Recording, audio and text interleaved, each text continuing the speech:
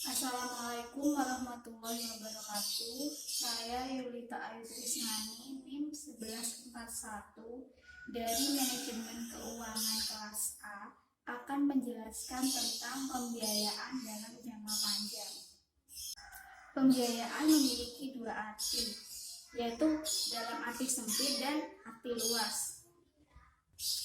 Secara luas, pembiayaan dipakai untuk mendefinisikan pendanaan yang dilakukan oleh suatu lembaga pembiayaan. Lembaga pembiayaan itu sendiri merupakan badan usaha yang melakukan kegiatan pembiayaan dalam bentuk penyediaan dana atau barang modal. Secara luas, pendanaan berarti financing atau pembelanjaan, yaitu ketika pendanaan yang dikeluarkan untuk mendukung investasi tersebut telah direncanakan, baik itu dilakukan sendiri maupun dilakukan oleh orang lain. Dalam jangka panjang, perusahaan memiliki tujuan untuk meningkatkan nilai perusahaannya. Untuk mencapai tujuan tersebut, perusahaan akan mengambil beberapa keputusan. Keputusan-keputusan tersebut antara lain keputusan investasi, kebijakan dividen, dan keputusan pendanaan. Hal tersebut dilakukan melalui pembiayaan dalam jangka panjang. Pembiayaan jangka panjang ini terdiri dari beberapa instrumen yang biasanya memiliki jangka waktu lebih dari 1 tahun, bahkan hingga belasan tahun dengan keuntungan yang konsisten. Selain memberi keuntungan yang konsisten bagi perusahaan, pembiayaan dalam jangka panjang juga memungkinkan investor untuk mendapatkan pemasukan secara konsisten. Dana investasi dalam pembiayaan jangka panjang yang tertahan lebih lama dalam suatu perusahaan akan berpotensi memiliki keuntungan yang tinggi karena adanya efek compounding. Efek ini terjadi ketika investasi sebagai salah satu pembiayaan dalam jangka panjang yang dialokasikan menjadi sebuah pendanaan yang mampu menghasilkan keuntungan agar keuntungan tersebut dapat kembali diinvestasikan. Pembiayaan jangka panjang merupakan pembiayaan yang tepat untuk memenuhi kebutuhan perusahaan yang terus berlanjut, karena pembiayaan ini mampu meminimalkan risiko dan dalam jangka panjang mampu meningkatkan nilai uang secara konsisten. Meski cenderung lambat, laju pembiayaan jangka panjang yang stabil memungkinkan timbulnya risiko secara minim. Ada beberapa macam lembaga pembiayaan. Yang pertama yaitu perusahaan pembiayaan yang khusus didirikan untuk melakukan sewa guna usaha, anjak piutang, pembiayaan konsumen, dan atau usaha kartu kredit. Yang kedua yaitu perusahaan modal ventura atau badan usaha yang melakukan usaha pembiayaan atau penyertaan modal ke dalam suatu perusahaan yang menerima bantuan biaya atau invest company untuk jangka waktu tertentu. Pembiayaan yang dilakukan oleh perusahaan modal ventura ini untuk jangka waktu tertentu dalam bentuk penyertaan saham, penyertaan melalui pembelian obligasi konversi, dan atau pembiayaan berdasarkan pembagian atas hasil usaha. Dan yang ketiga yaitu perusahaan pembiayaan manufaktur, yang merupakan badan usaha yang didirikan khusus untuk melakukan pembiayaan dalam bentuk penyediaan dana pada proyek infrastruktur. Ada beberapa perbedaan antara lembaga pembiayaan dan lembaga perbankan. Lembaga pembiayaan hanya terfokus pada satu kegiatan keuangan saja, sedangkan lembaga perbankan fokus pada beberapa bidang jasa keuangan. Lembaga pembiayaan tidak bisa secara langsung menghimpun dana dari masyarakat, entah itu dalam bentuk giro, tabungan, maupun deposito berjangka. Sedangkan lembaga perbankan secara langsung bisa menghimpun dana dari masyarakat dalam bentuk giro, tabungan, maupun deposito berjangka. Lembaga pembiayaan tidak menekankan pada aspek jaminan dan tidak bisa menciptakan uang giral. Sedangkan lembaga perbankan ketika pemberian kredit lebih fokus pada pemberian jaminan, dan lembaga perbankan bisa menciptakan uang giral dan bisa memengaruhi peredaran uang yang ada di masyarakat. Dalam perizinan, pembinaan, dan pengawasannya, lembaga pembiayaan diawasi oleh Departemen Keuangan. Sedangkan lembaga perbankan diatur dan diberi perizinan seutuhnya oleh Bank Sentral atau Bank Indonesia sesuai dengan ketentuan dalam Undang-Undang Nomor 10 Tahun 1998.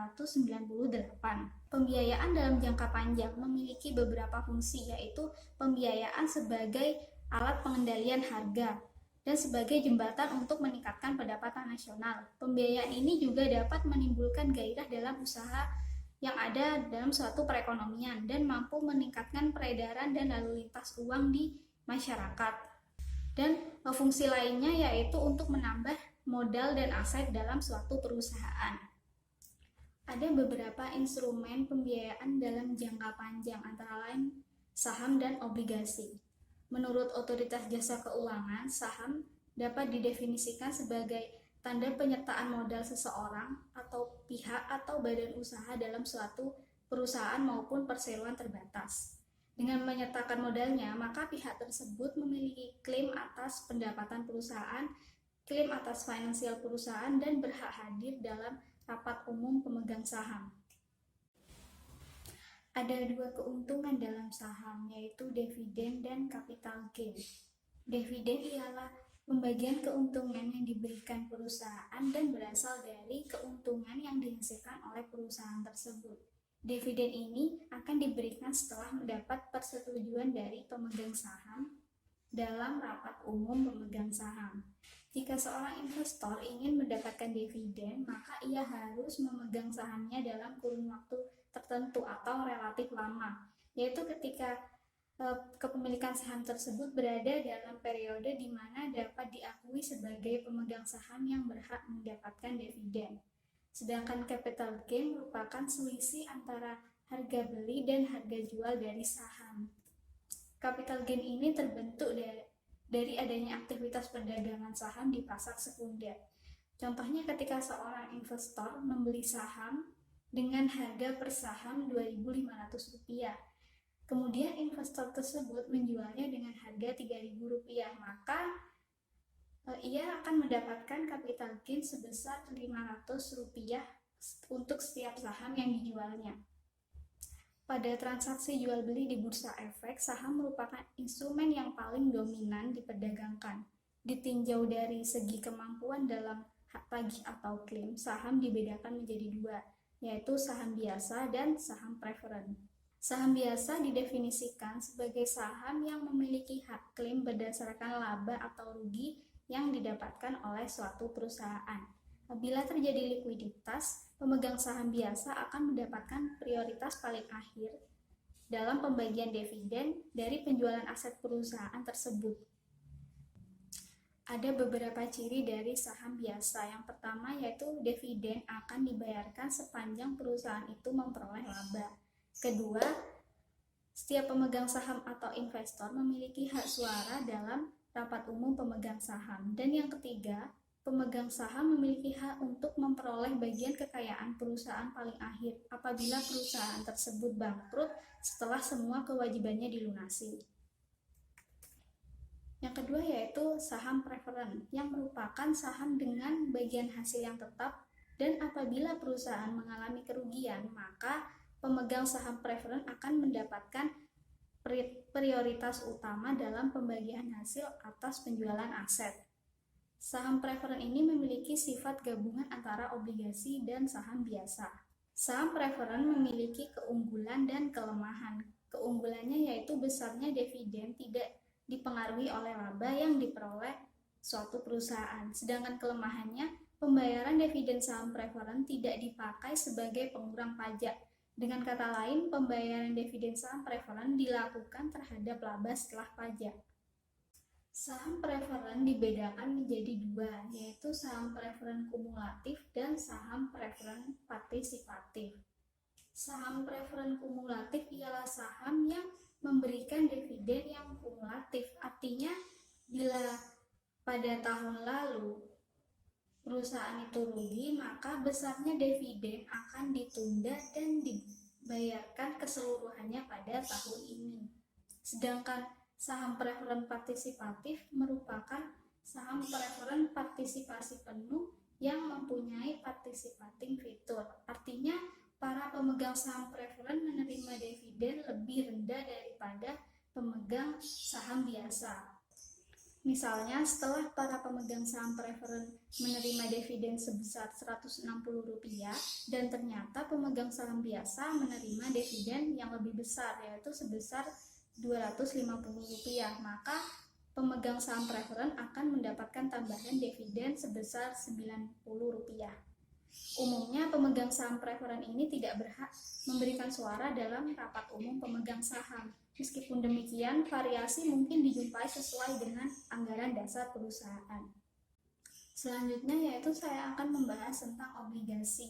Obligasi ini merupakan salah satu sumber pendanaan bagi pemerintah dan perusahaan yang dapat diperoleh dari pasar modal. Secara umum, obligasi merupakan suatu surat berharga yang dikeluarkan oleh penerbit kepada investor, di mana penerbit akan memberikan suatu imbal hasil berupa kupon yang dibayarkan secara berkala dan nilai pokok ketika obligasi tersebut mengalami jatuh tempo. Obligasi ini merupakan instrumen utang jangka panjang yang mengindikasikan bahwa sebuah perusahaan telah meminjam sejumlah uang tertentu dan berjanji untuk membayarkannya di masa depan dengan syarat-syarat yang sudah ditentukan oleh kedua pihak. Syarat-syarat tersebut yaitu waktu jatuh tempo, kupon interest rate, dan periode pembayaran bunga. Secara umum, prosedur yang dilakukan dalam penerbitan obligasi hampir sama dengan prosedur penerbitan saham. Penerbitan obligasi ini harus disetujui lebih dulu oleh Dewan Direksi, sehingga perusahaan dapat menyiapkan registration statement yang akan diperiksa oleh lembaga terkait. Apabila registration statement tersebut telah disetujui oleh lembaga terkait, maka registration statement tersebut yang telah disiapkan akan berlaku 20 hari setelahnya dan obligasi telah dapat diperjualbelikan. Obligasi terdiri dari beberapa jenis, yaitu menurut nominalnya, menurut penerbitnya, dan menurut sistem pembayarannya. Menurut nominalnya, obligasi terbagi menjadi dua, yaitu obligasi konvensional dan obligasi retail. Obligasi konvensional ialah surat utang yang mempunyai nilai nominal besar, yaitu kurang lebih sebesar 1 miliar rupiah per lot. Sebaliknya, obligasi retail merupakan surat utang yang mempunyai nilai nominal lebih kecil daripada obligasi konvensional, kurang lebih sebesar 1 juta rupiah. Obligasi ini yang banyak dibeli oleh para investor pemula. Sedangkan menurut penerbitnya, obligasi ini terbagi menjadi dua, yaitu corporate bonds dan government bonds.